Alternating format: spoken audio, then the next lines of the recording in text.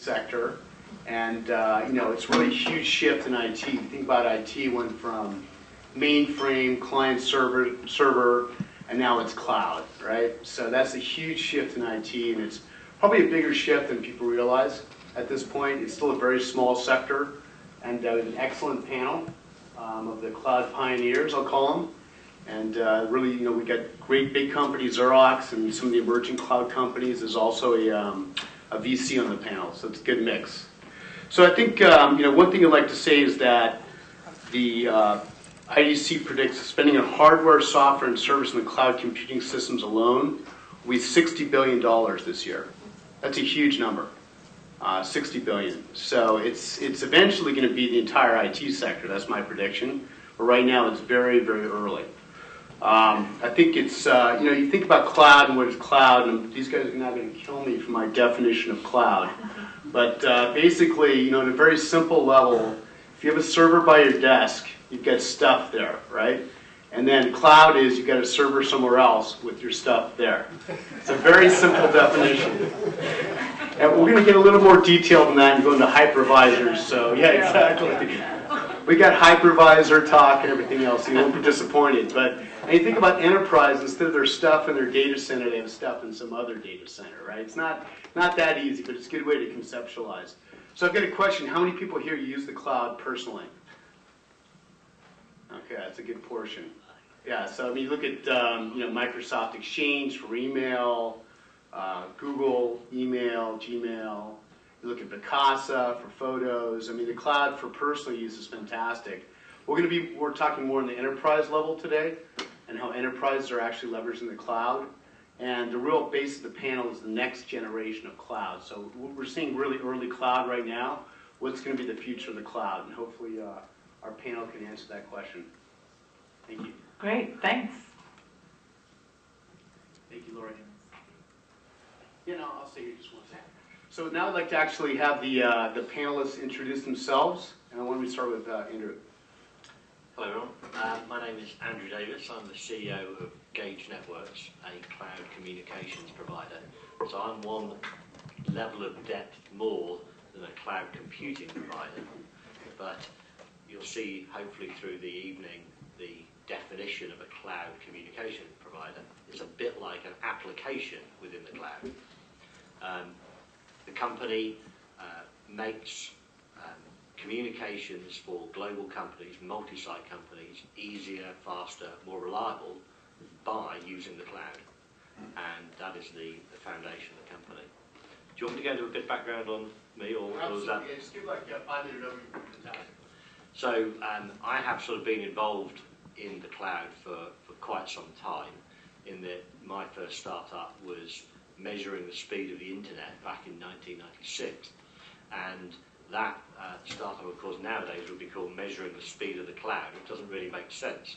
And as that changed, there were some really fundamental shifts that enabled the cloud to happen. And that's the journey I've been on, and particularly in the 2000, involved in web hosting, traditional data center hosting, which has become what everybody now calls the cloud. And I think the definition of how it's all mixed up with virtualization, cloud, computing, hosting, ASPs, for some of you remember that, is going to be the topic of tonight. And hopefully we can get rid of just the marketing term of cloud and actually understand the real business values that drive that shift of that server or multiple servers up into the cloud. Because by doing that, you enable all sorts of business benefits, disaster recovery being probably a classic one that you can do by moving upstream. So now, 5 years on from doing cloud communications with GAGE Networks, we offer services globally.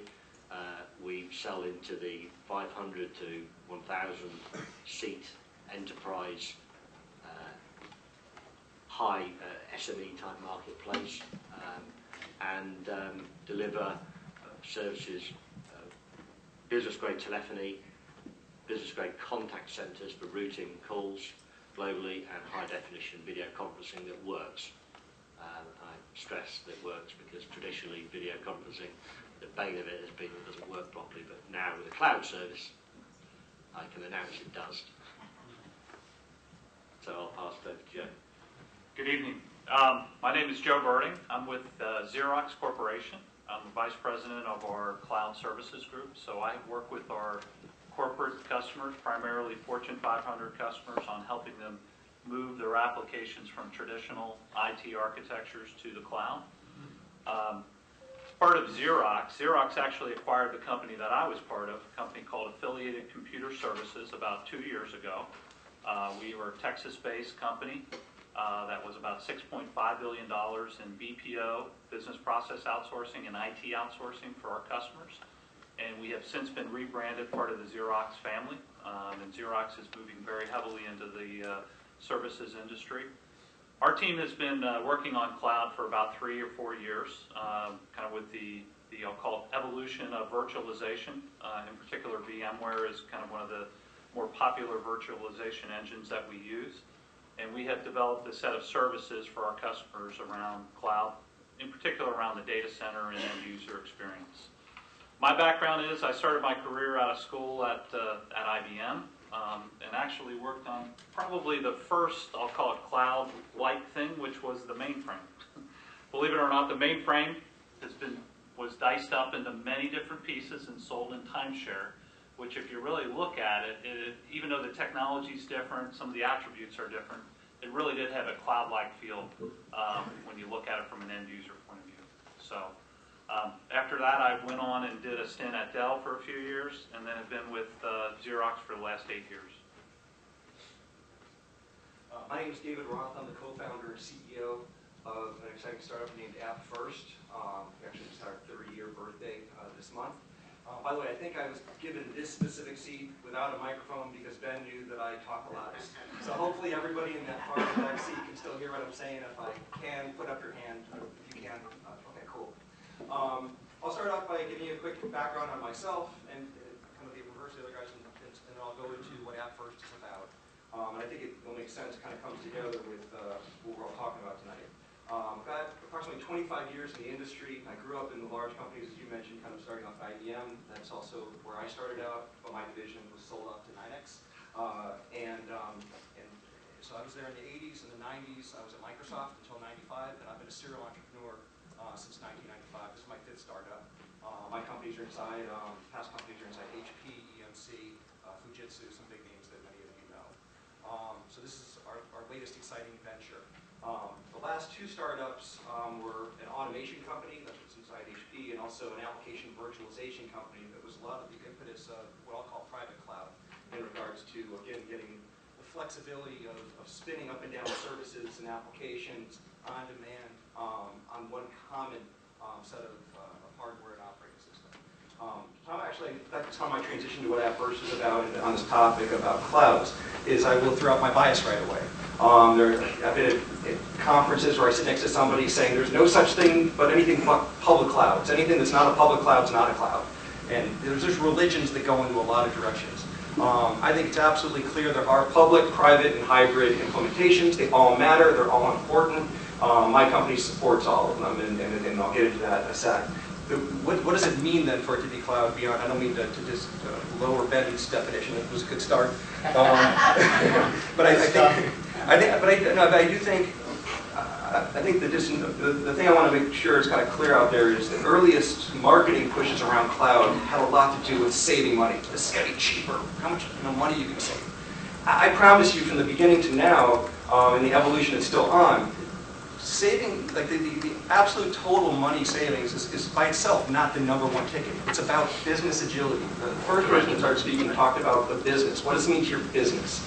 And first and foremost, that's what you should be asking all of us, we should be interacting on in this conversation, is how does this help companies make or save money? And your choices about how you implement between thinking about public, private, and or some combination and hybrid is going to come down to what's best for your business, right? And we'll go into specifics on that depending on what all your questions are and where this goes. So like I said, I can talk a lot, and this all started before I even said what my company does. So AppFirst, because of my knowledge of building an automation company and a virtualization company, gave me the visibility across enterprises that folks don't have an inside-out view about what's really going on in their business-critical applications, so that it can really ensure things run at their best all the time. Well, if you're going to try to get into these decisions about what can best run where, you actually have a lot of risk to mitigate, and that's really the business app first is in. We are all about the business risk and the systems risk, and we can help you solve the issues regarding getting into cloud and running at your best and getting the best business results from it. We're a software company, it's a software as a service, so we bet on the cloud ourselves and how we run. But at the same time, we actually ensure that we can answer all the questions with our software that folks have a hard time getting to the bottom of, that kind of came up in this marketing piece for coming here, which is how do I know which parts of my app can run where. And I would even argue, actually that's kind of an adjustment on the marketing. A lot of people start off saying, what apps? I would argue, what part of my apps? You know, it's okay to have some subsystems of some part of an application be cloud-based while some other parts are not, and or some things need to be private while some things can be public. So again, we'll get into those in detail, but we're all about the success based on understanding the risks for business and systems. I'll be quick. I'm Roger Krakoff. I would say I too was an IBMer, so obviously IBM bore the cloud. It was a frustrating place when I was there, however. My engagement and involvement in the cloud is relatively new compared to my colleagues up here. I came to the cloud about 1.5 years ago with a fellow who was supposed to be here tonight, Chris Greendale. Chris turned me on to the cloud by saying 2 words, or 3 words, it's going to be big. And he decided, because he has a heritage in service-led transformation companies. He was the co-founder of Cambridge Technology Partners, Breakaway Solutions, and then Glasshouse Communications. And all 3 of those companies were service companies focused on IT change waves. And he said to me, this cloud thing is going to be huge. So I said, well, maybe I should start a fund around it. I've been doing venture capital for a decade, all in the enterprise space. I raised some money, and I've been investing in cloud companies at a pretty aggressive pace. So I've done 11 investments in a year. I will say I got liquidity on my first investment in that 11 pool 6 times, and for government tax purposes, it was a year.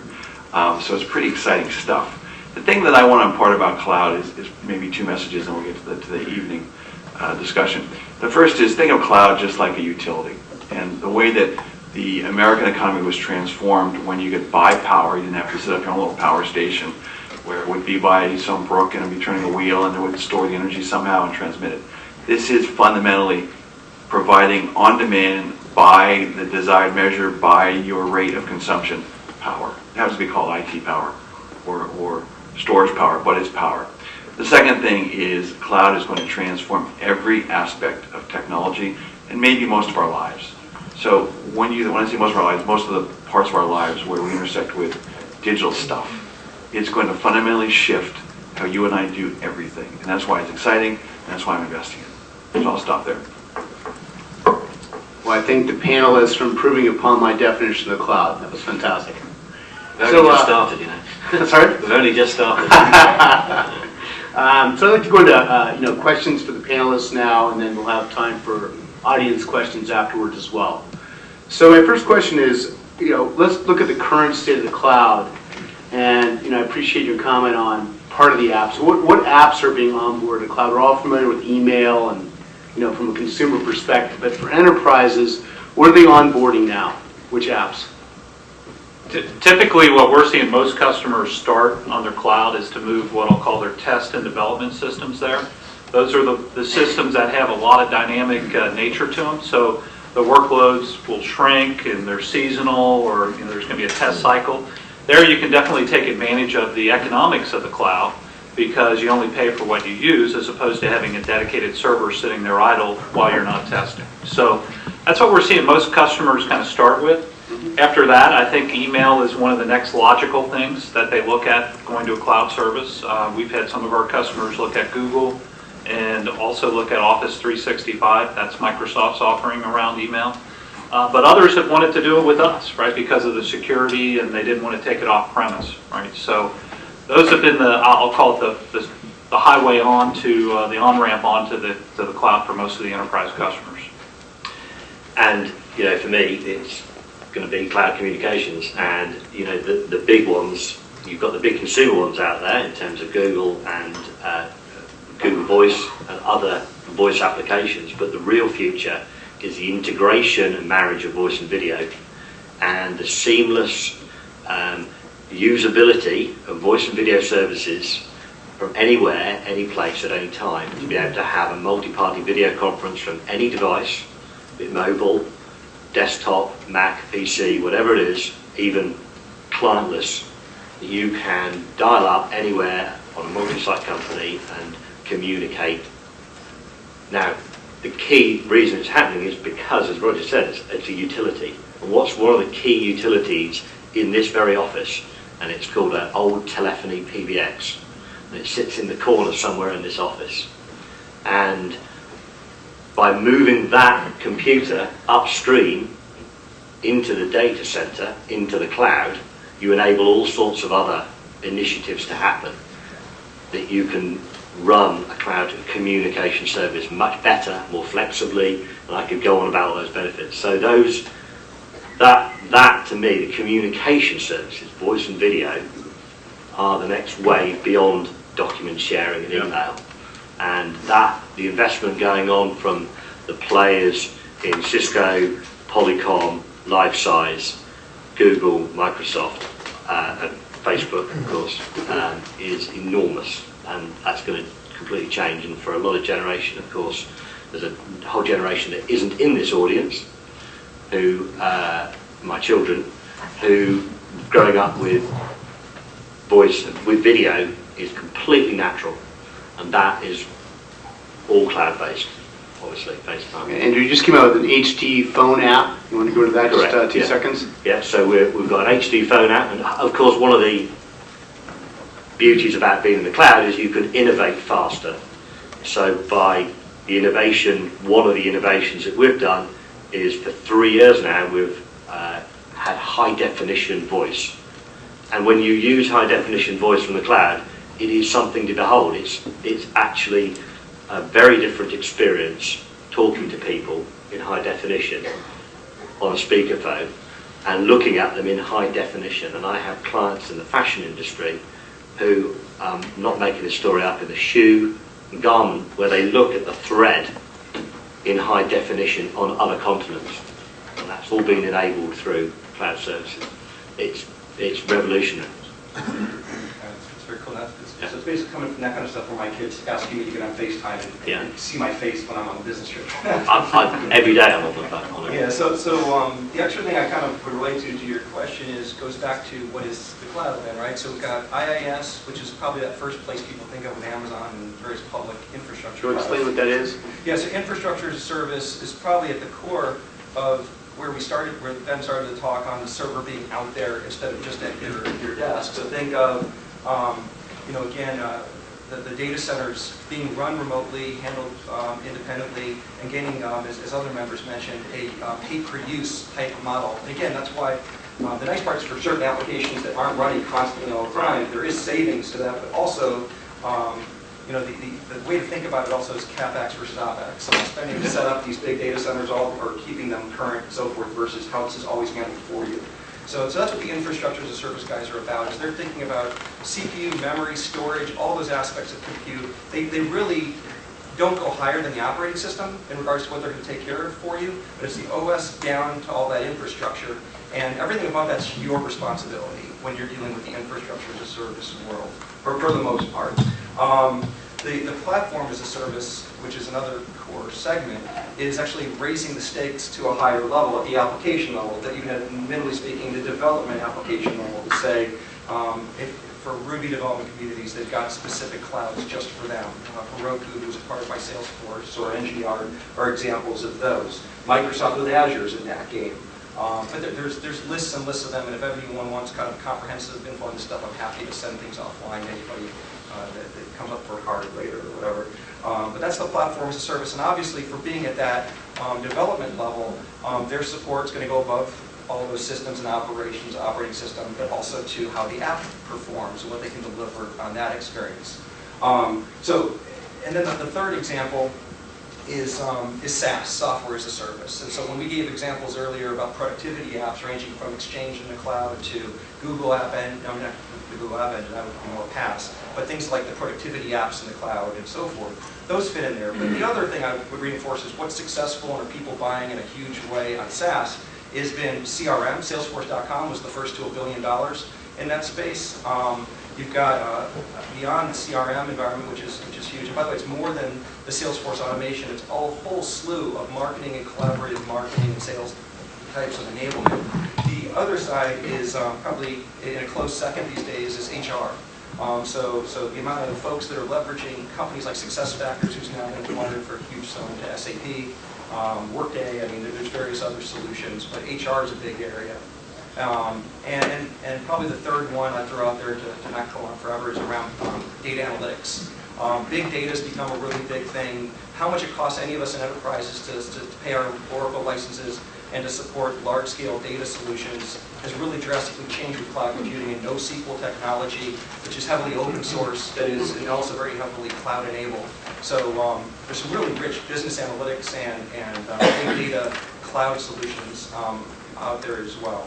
So those are probably the three spaces I mentioned. And then kind of going to the private cloud statement, well, I think there's a lot of regulatory requirements that have happened in certain industries where folks have wanted to establish their own type, their own capability of cloud, typically using open source versions of cloud computing like OpenStack that came out of Rackspace, and basically enable an internal corporate data center to be cloud, add, scale up, scale down, enable.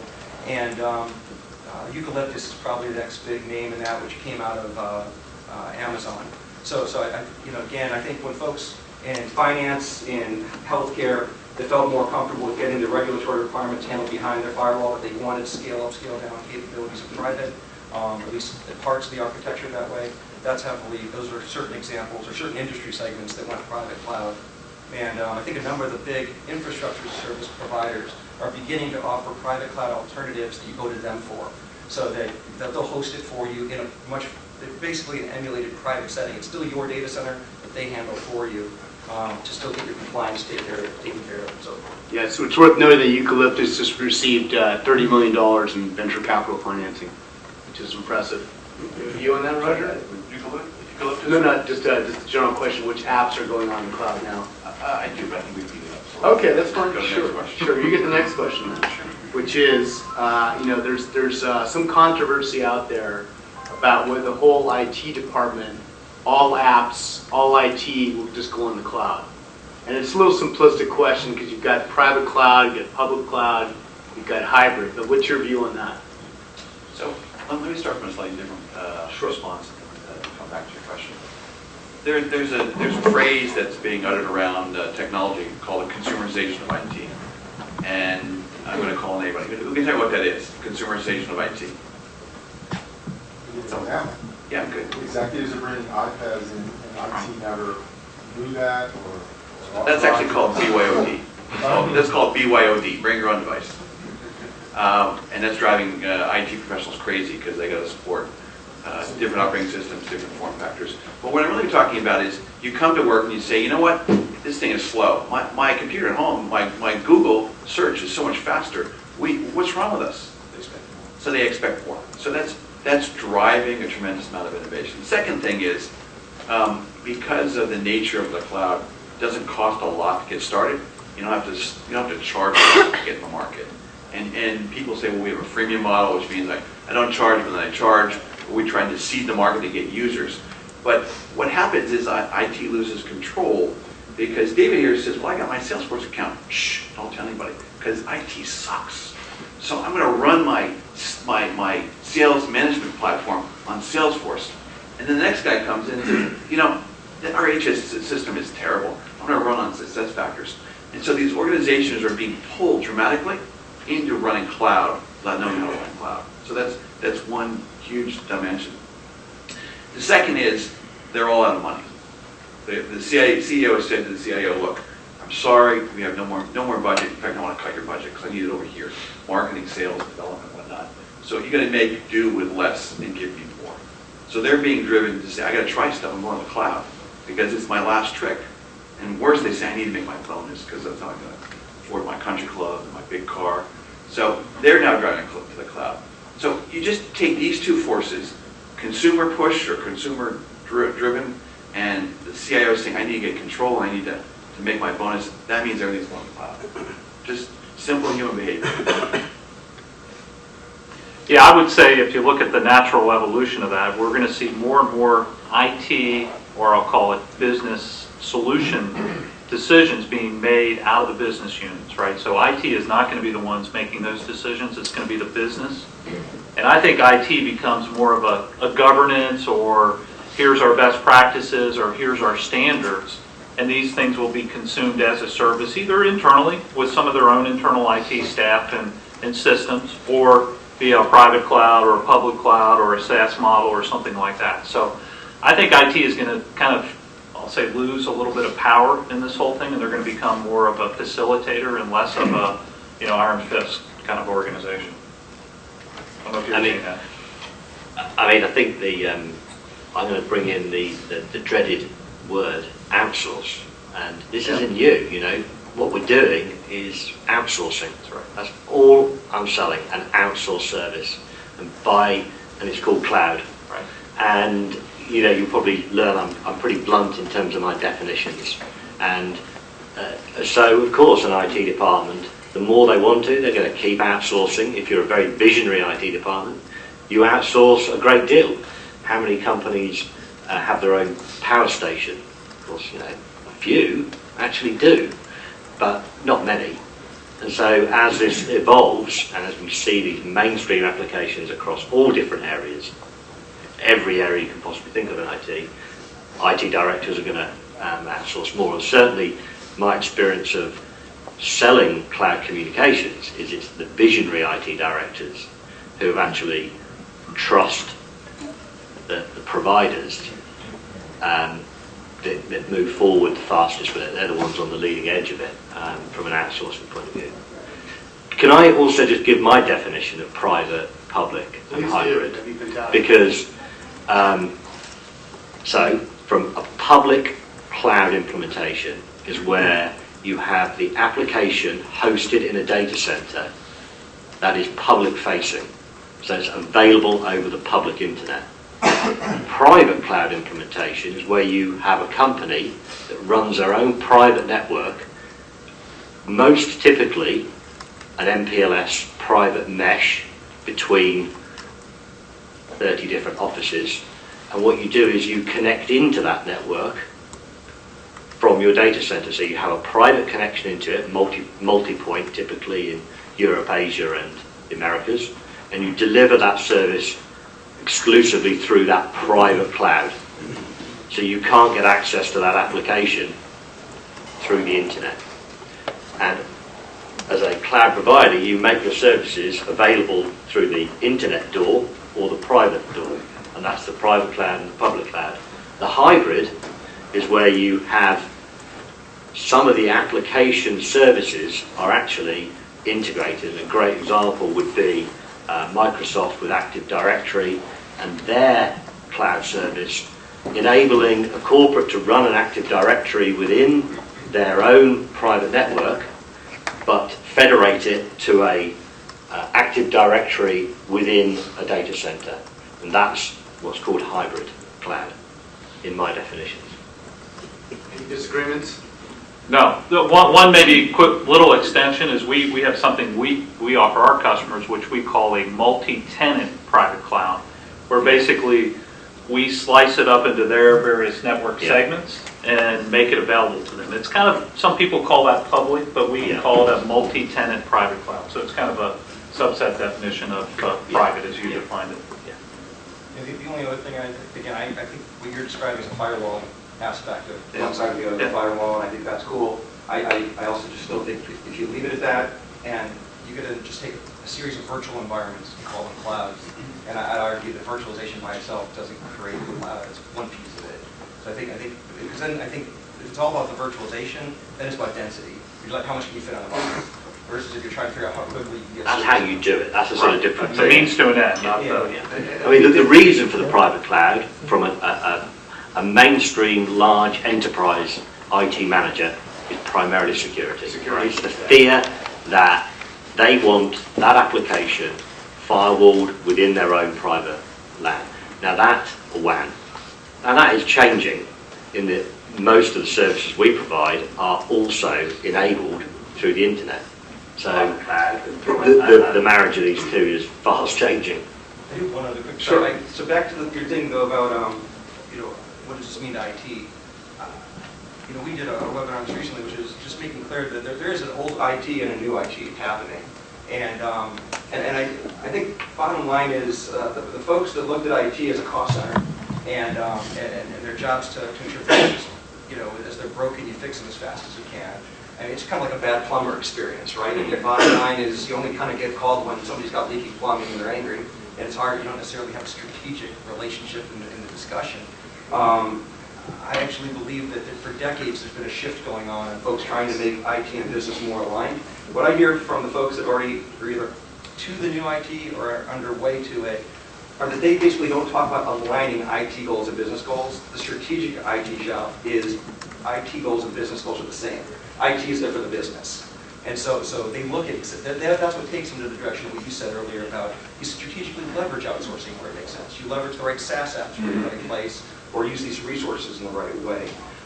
Finally, also I look at the new IT scenarios. I've both seen Fortune 50 size companies that have adopted the concept where they are a services organization inside the company to strategically drive value to the CEO and the investors and shareholders.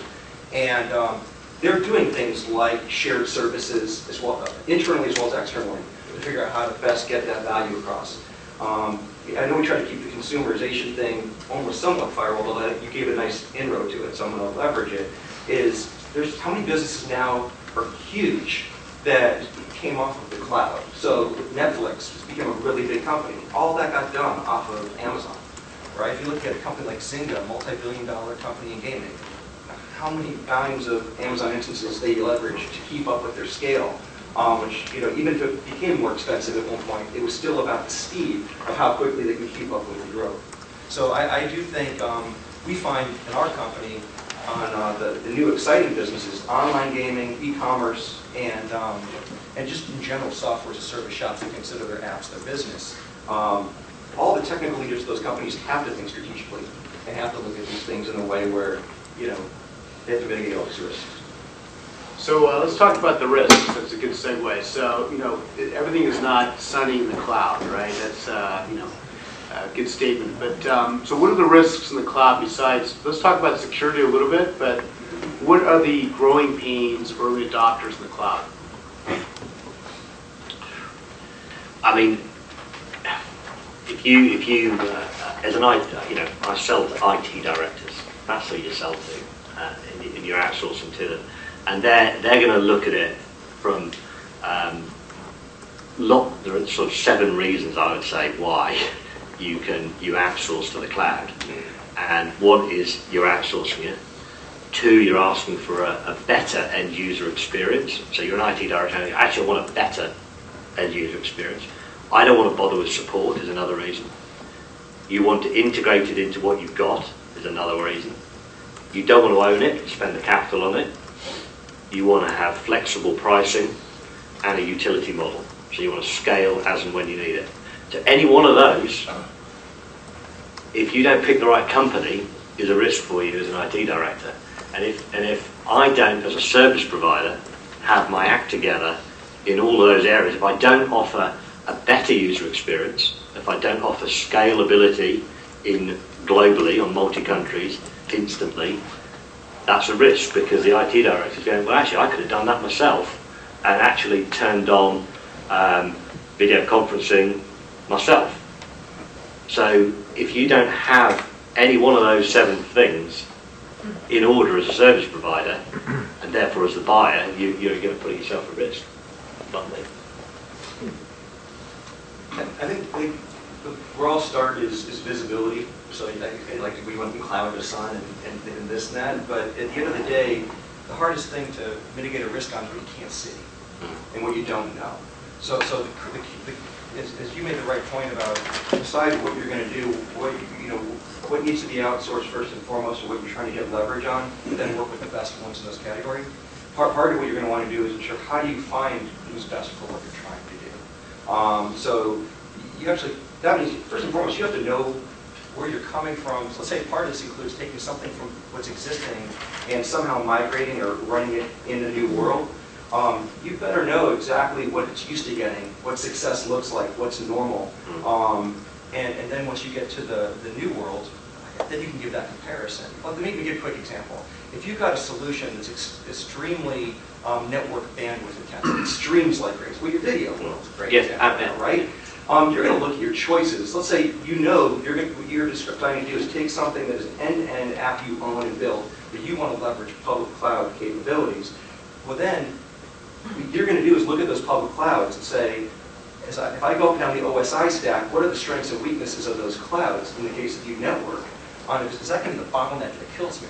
My user experience is going to suck. The video is going to crawl. And it's because I chose a provider. So it just doesn't handle So it. give an example of a few providers. Well, let me give you an example. This would be an area where I end up probably throwing some people under the bus by doing like this. It's okay. Well, they know where their challenges are. I mean, Amazon, for example, has some real significant problems on file I/O and on network. If you have an application that's not big on file I/O, it's the storage scenario. Network, obviously, is where things are coming in and out of that pipe. Like when I mentioned the streaming of video, our business is heavily streaming of data. So we have very first-hand knowledge of multiple clouds, including them. So for example, App First, we're a multi-tier, complex application that has to take, we're running in 70 countries. We have thousands, we got basically thousands upon thousands of servers, perhaps hundreds of customers coming our way constantly. So network would be a major bottleneck to us, right?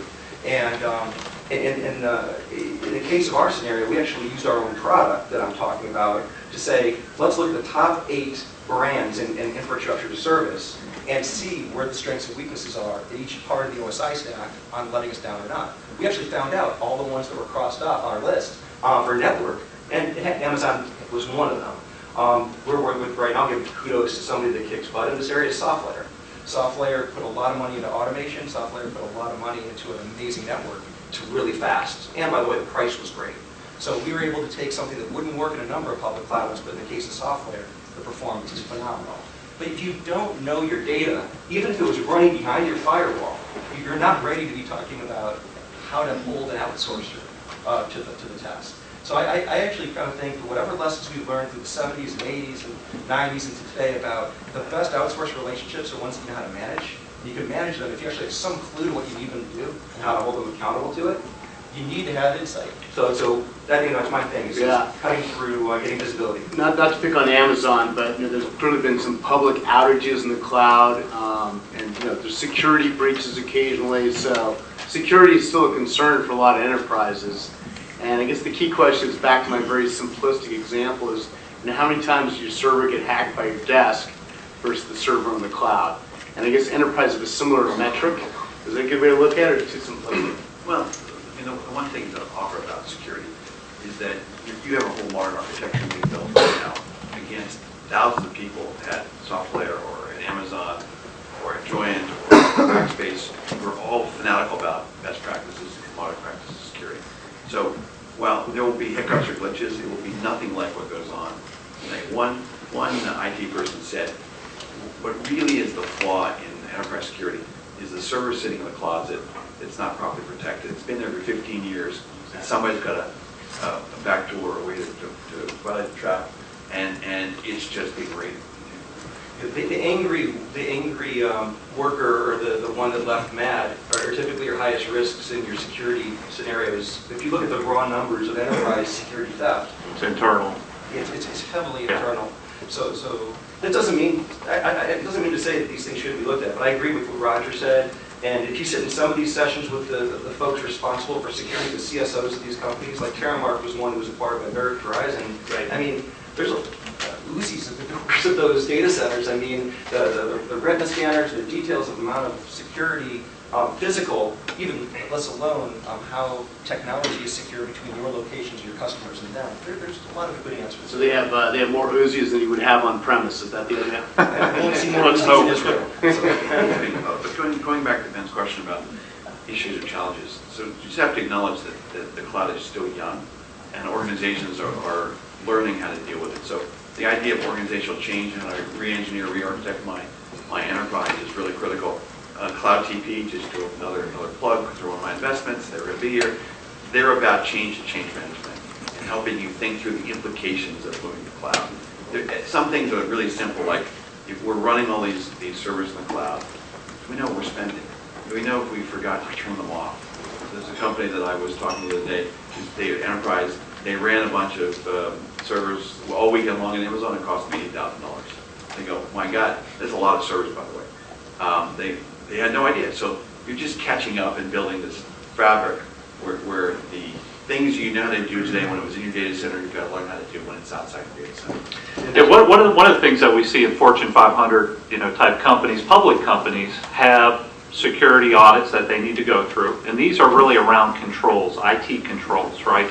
So do you have change management? When you make a change to one of your systems, do you have an audit log that can show how that change was done?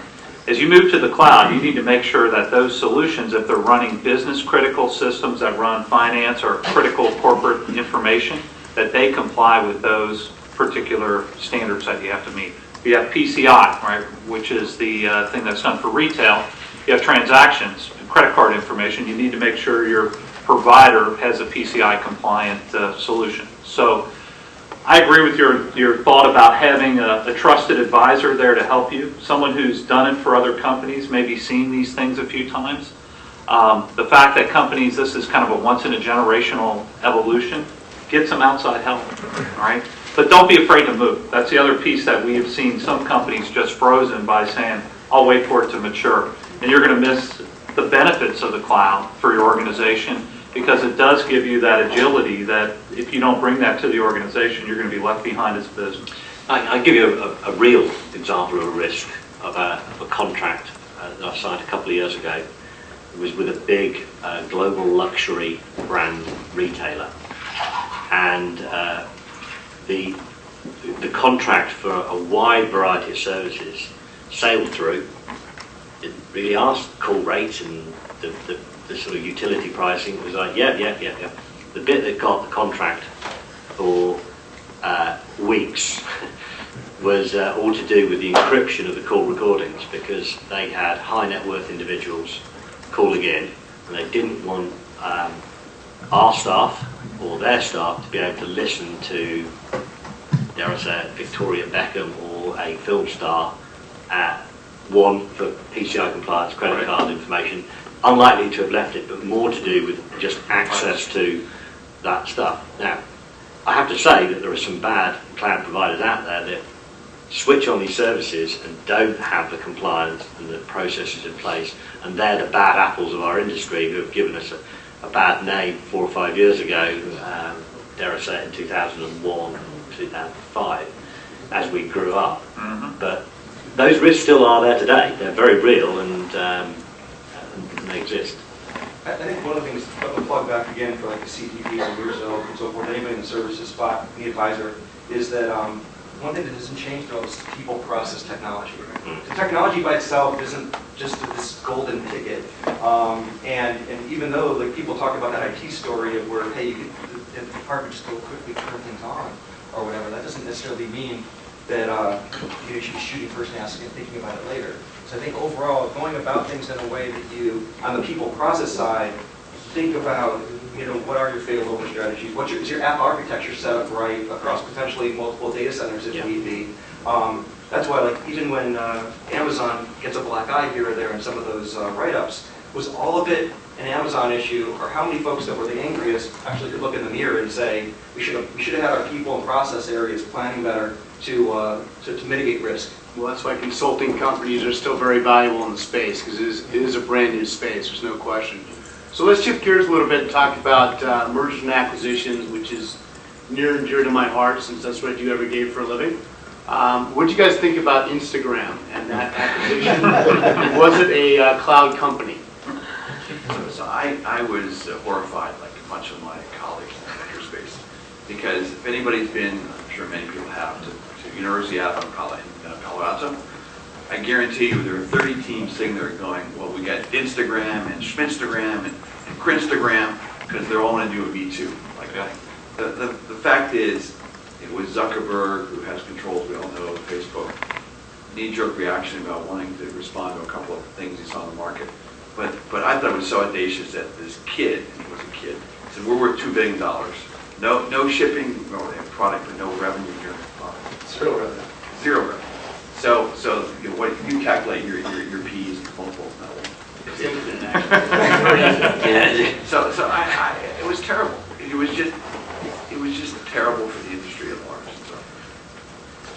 Yeah, I agree. It's, I mean, the reason why companies sell for multiples is when you can leverage their scale and that internet dream, taking a platform and very quickly getting scale and revenues based upon this platform and selling it to 100,000 people. And I thought the deal with Instagram was going to be where Facebook would monetize it in some way across all of their billion users. But I saw today that they're trying to keep it separate, whatever that means.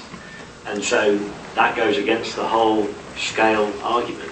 So I think it will be its first black mark. Is this the beginning of a bubble, you think? Or, Yeah, that's the question. I mean, are we on the cusp of it? Well, you know, the problem is in the industry is that cloud is so hot now, it reminds me of the dot-com era, which when cloud hits the company. It's a social company. It's really not a cloud company. Groupon, I think, is going to be the poster child for the bubble burst. Because if there's no barrier to entry, there's no technology, they spend more money than they take in. It's a terrible business. They restate revenues? Right. The guy waves arms. Three times. New accounting. Yeah, exactly. Yeah, but again, if you look at, I think everything you're bringing up is there's so much about the Groupon business that is the antithesis of the cloud business. It's extremely human capital intensive. They're putting massive bodies in regionalized locations. Local sales force. Local sales Right. forces. Right. I mean, I remember being in places in conferences and so forth where folks look at me like, 70 countries would be raised, less than $6.5 million in a few years. And it's like, this is cloud, that is SaaS, that is the fact that people can find you easily, work with you easily, and that was before we hired a first salesperson. So The scalability is key. yeah, my comment out generally, I mean, I know there's some strong opinions about, and I'm not even, don't necessarily, my only part about this is I find it interesting reading to just see what Zuckerberg is doing, and definitely if it's fair or not, or what goes on with it, still makes for interesting reading about what that founder described as the road to his because by the way, obviously this isn't $1 billion, right? This is worth much more than $1 billion because it's a cash stock deal, and this is a pre-IPO Facebook. The stock goes up, and So I mean, without being as financially smart as him, I'd still guess that, for either one of you, I still think this is a potentially massive deal, even bigger than the $1 billion. I think the word bubble started over on Yeah, but the question, I guess the question back to traditional cloud companies, what are the valuations that you gentlemen are seeing, and do you think there is, are we seeing things get a little extended? I think bottom line is bubbles are bubbles, and things are going to get there'll be things that get overvalued at times of bubbles, and there's things that get undervalued at times. We're definitely living in a time for being in the right place at the right time to be overvalued. And I think it started before cloud was called cloud. Xensource, the virtualization company, was like $500 million, with also equally a bit. Ben, do you have a? yeah, no, I think that it's every sector has its cycle. You look at the back of the dot-com boom, and there was a certain cycle there. There's a lot less behind the dot-com boom in the cloud sector. But the cloud sector, if you look down 5 years down the road, and you're starting a cloud company, if you want to sell that cloud company, you can, but you're going to get normal technology sector revenue multiples.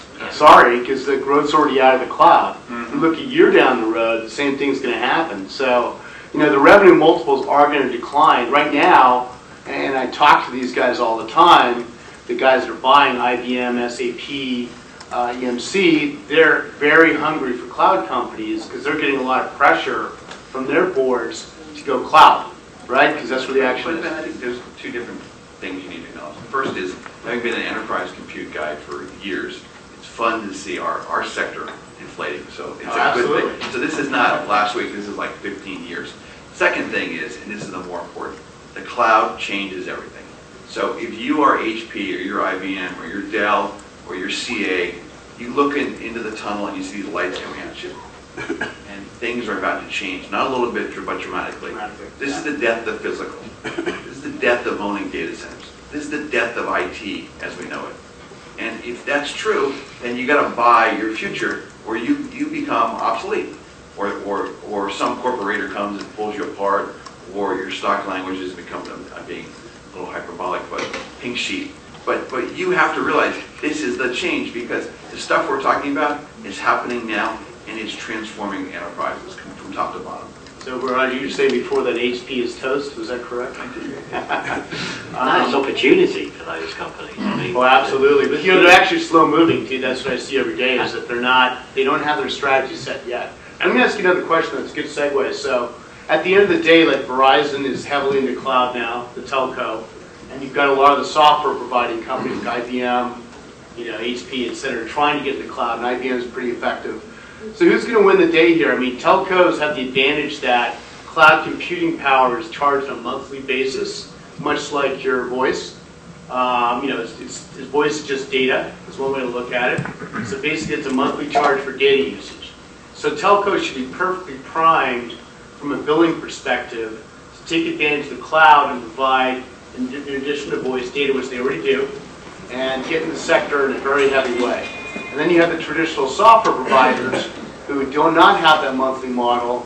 They're used to the different software model altogether, not the SaaS. So who's going to win? Who's going to win that battle? I can start with the telcos, because part of cloud communications is I have to interface to the global telcos through this protocol called SIP to enable you to make a phone call to link to our platforms. And part of our value proposition is that you don't ever need to talk to Verizon, and customers love that. You don't need to talk to BT, you don't need to talk to Syntel, you don't need to talk to a telco again. And the reason they love it is because they've got shocking customer service, and they don't cross geographical boundaries. They've tried dozens of times to be global telcos, and whatever they do, they can't seem to ever do it. So they've tried joint ventures. It might get there, but I don't think a cloud service is global. And their boundaries of BT being a global cloud service or Verizon being a global one doesn't translate well to me in the short term. So you think the software providers are going to win? So what's your view? I think aggregators. Yeah, so I think the industry is going to change. I think we're going to see some interesting mergers and people try to pull some of these sectors together. I mean, I think Terramark in Verizon was somewhat of a step in that direction. Terramark is kind of more of a cloud provider, not a pure telecom, obviously. So they are adding a little more of that enterprise experience to a company like them. So I think we're going to see, telecoms swallowing up data center and SIs and kind of vice versa, right? So that's how I think it's going to go. I think there's going to be a bunch of winners, but they're going to be important. So you can't leave Apple out. Yeah. You got to say Amazon is going to be there taking names, kicking butt. Rackspace is my dark horse favorite. I think they're doing amazing stuff, and with his OpenStack thing. Microsoft, whether you like it or not, they're going to be there.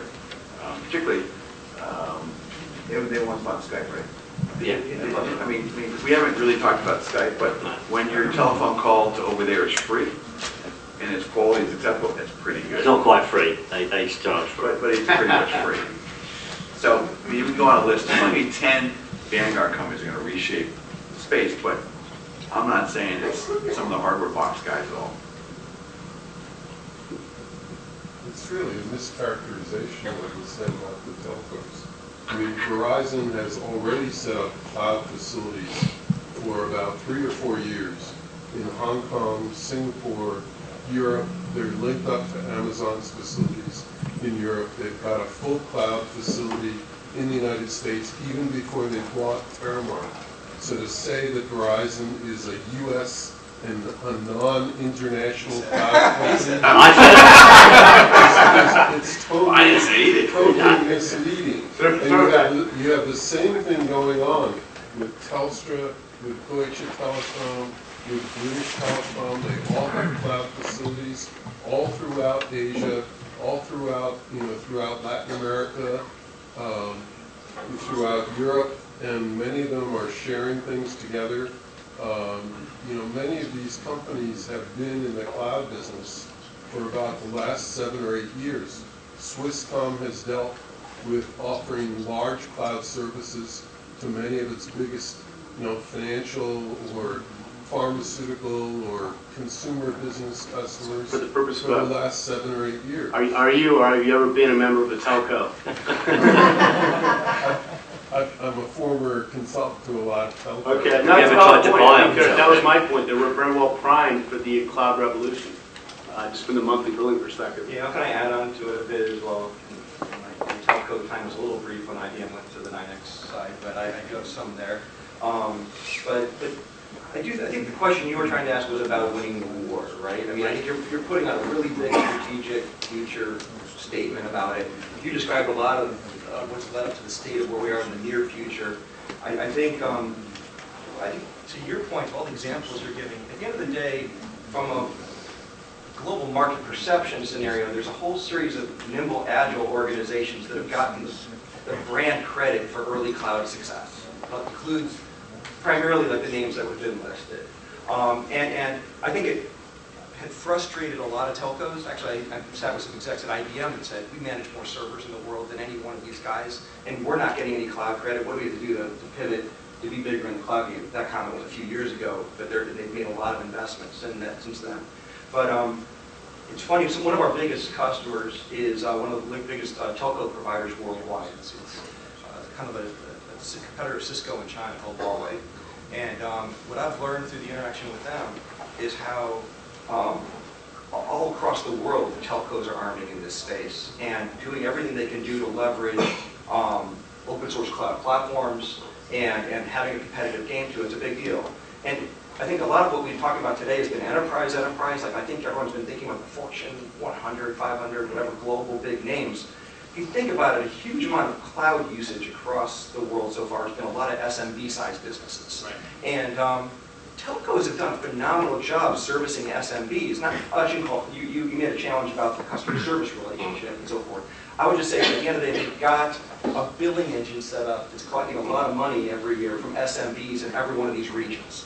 And so that's what I see through my Huawei relationship. On a monthly basis. Yeah, on a monthly basis. So, and stepping away from it, I've realized how many competitors Huawei has, that they're all trying to get into this relationship with the telcos to turn those SMB customers from voice and so forth into cloud customers.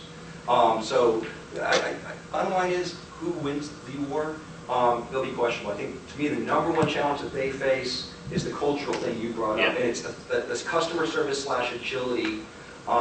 You love Rackspace so much that what's their tagline? Fanatical support. So it's just there's a different vibe and move that people think of when it comes to this agile kind of business.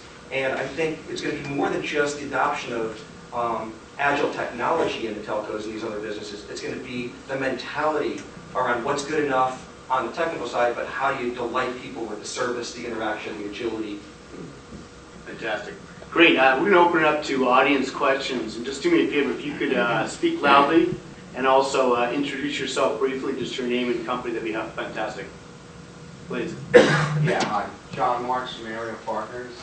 My question is, you use your analogy of utilities. I've also been in the IT industry for 27 years.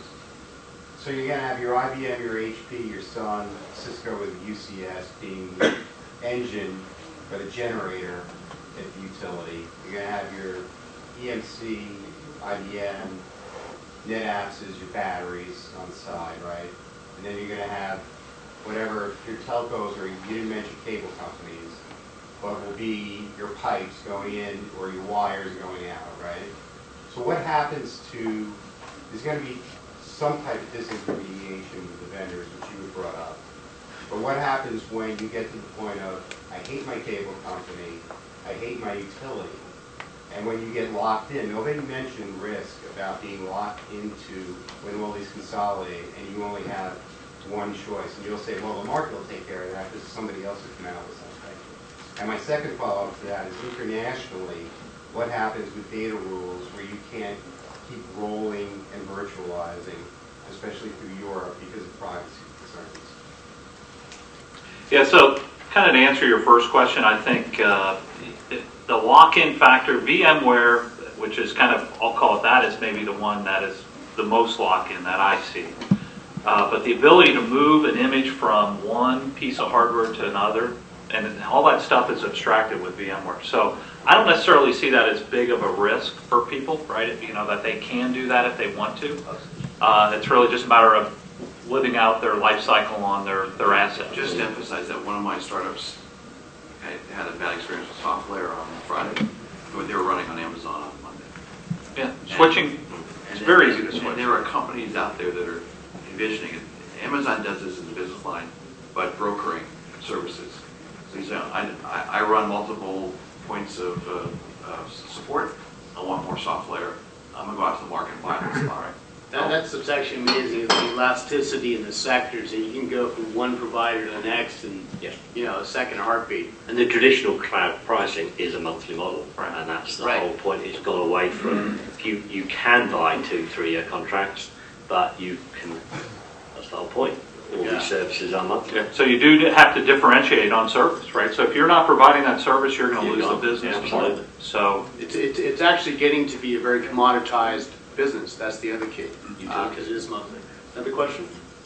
We just want data protection. Oh, data protection, sorry, please. So there are companies that map the data and have it quote resident in the national jurisdiction as opposed to, but that's actually the part of compliance. And when you talk to the chief compliance officer in enterprises, that's the piece they've got to manage toward, to not violate the data protection rules. So, you know, it's an area that's being responded to.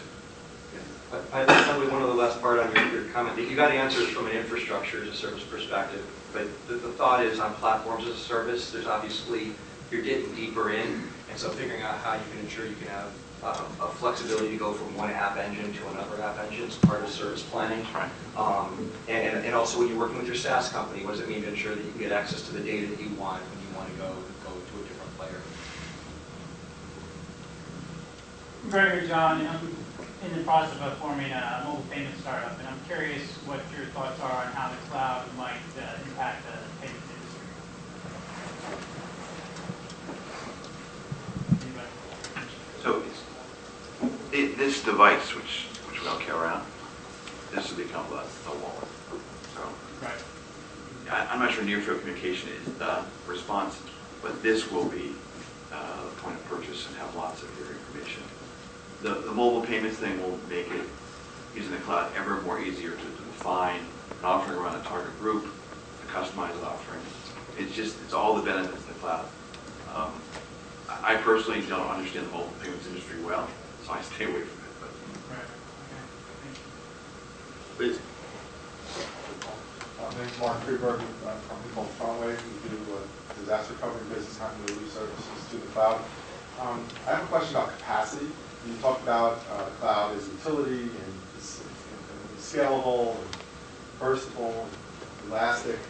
I've asked several cloud providers to talk about their capacity. You know, what capacity are they at? And do you see in the future, sort of as a hypothetical question, capacity limitations to, you know, from a Rackspace, not an outage because something failed, but just to hit capacity limits for storage or computing? Yeah. And what kind of development? I mean, from a hosting, you know, I said back 10, 15 years ago, I was hosting, we would be selling Rackspace's predecessors. You'd be selling boxes this big. It would take up huge amounts of electricity.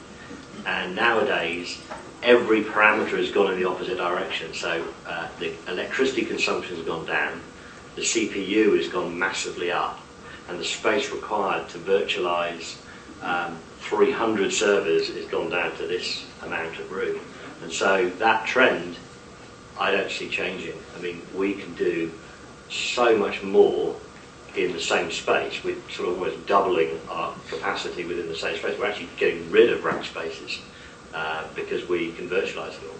So, I mean, I worry about some of the big data centers that are investing in massive data centers because you can do so much more with less space. I mean, it's great for Rackspace, they've got the real estate, and they can just deliver double the amount of services out of the same amount of electricity, almost.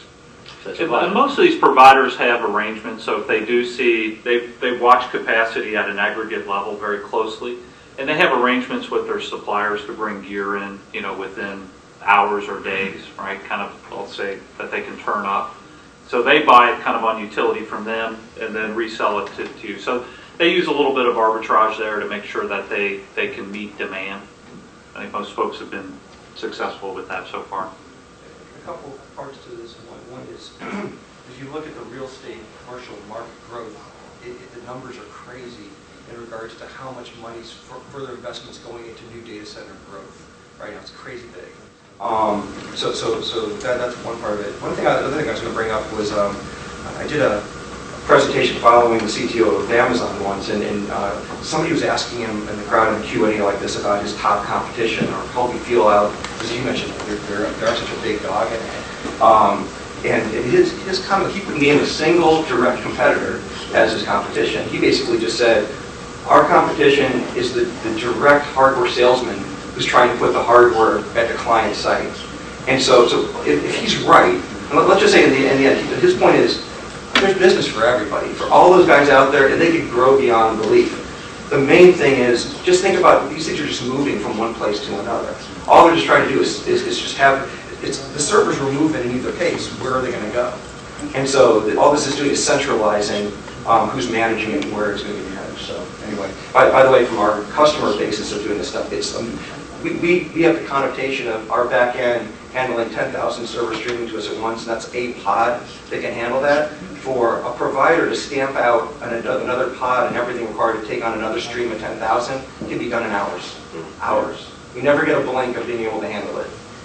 Moore's law in action, right? And in terms of the data, no question. Please. Where's all this bandwidth coming from? Can you introduce yourself, please? I'm Barry Tanner. I have my own company, TCG. The bandwidth, where's the bandwidth come from? Andrew? The telcos. And that's why they don't make any money, because what they do is that every year they're giving you twice the bandwidth and not charging any more. So their business model, with the greatest respect for the gentleman, is a bit awkward. I could extend on it. Do the carriers, whomever, have the capacity to accommodate as well as you're seeing? Absolutely, because all they're doing is lighting up the fibre with the new technology and quadrupling the bandwidth.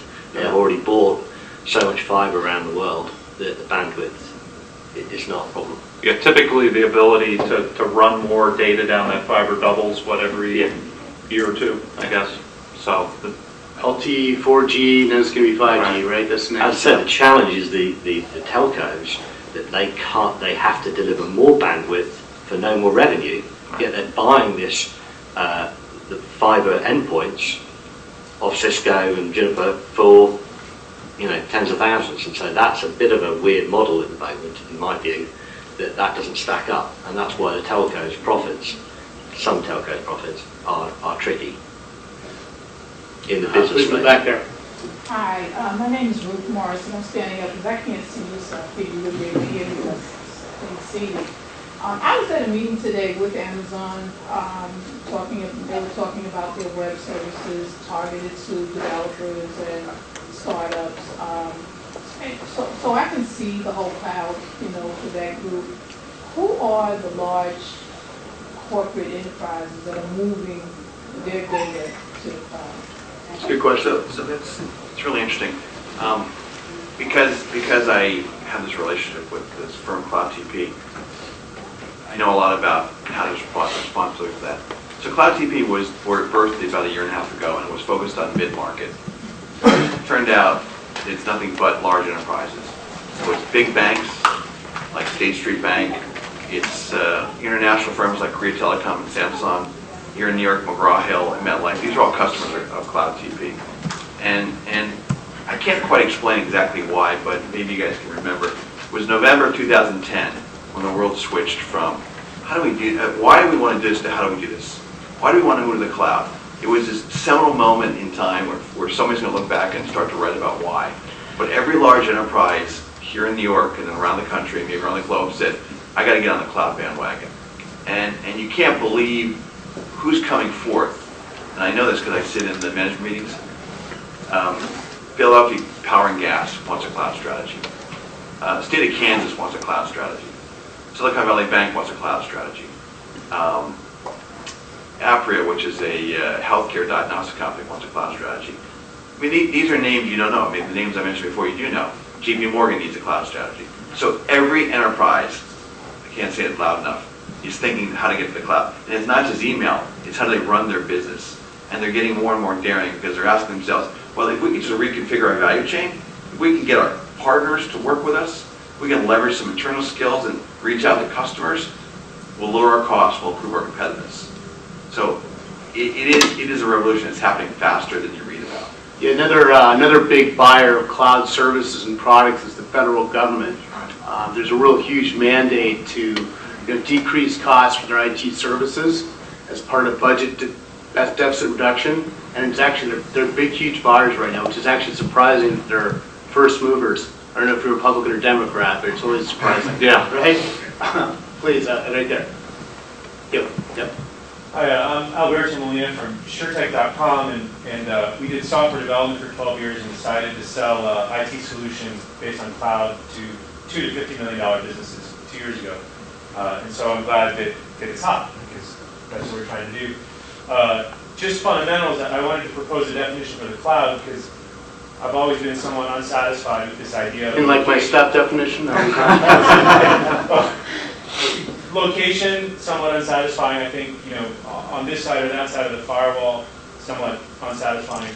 I propose that a cloud is an iPad. So an iPad's obviously here, so that sort of sounds not intuitive if you're thinking that the cloud's somewhere else. But I think the cloud is standardized, it's modular, and it's locked. And the way I get to that is I look at an iPad and I look at a PC, and the big difference is you can't fuck up an iPad. People screw up their PCs all day long. And to me, the cloud is that, when you're on Google, you can't screw up Google's Gmail. No matter what you do, you're not going to take down Gmail because you install some whatever. And so to me, the cloud is that it's locked down and secure, and it's managed in that way. You could have, quote, a cloud solution on your own facility with it. Those are the three. So lockdown, standardized, modular, proposed definition of like it. I see that. Okay, thank you. Next question, please. We have time for one more, I believe. Dick? I just... Can you introduce yourself, please? Sorry. Yeah, Dick Rice from Telcos. I can't resist this amusing, to me, comment. BDN, probably none of you know that abbreviation, but in the late 1970s, speaking of Verizon, there was a thing called Bell Data Network, where the phone companies thought they were going to compete with IBM by introducing basically cloud services driven by their PBX-based computing expertise and their network capabilities, and offer computing services to corporations. And for about a year, they were trying to sell this thing and realized that they couldn't produce it, so now we're finally doing it. Yeah, I mean, IP Centrex or Centrex. Yes, Centrex is 30 years ago was exactly that. Yeah. In fact, there was we were talking earlier before the meeting that the telco, one of the telcos I worked with in the UK, Cable Wireless, they were the first telegraph. They laid the company that became Cable Wireless was the company that laid the first transatlantic telegraph between India and the US.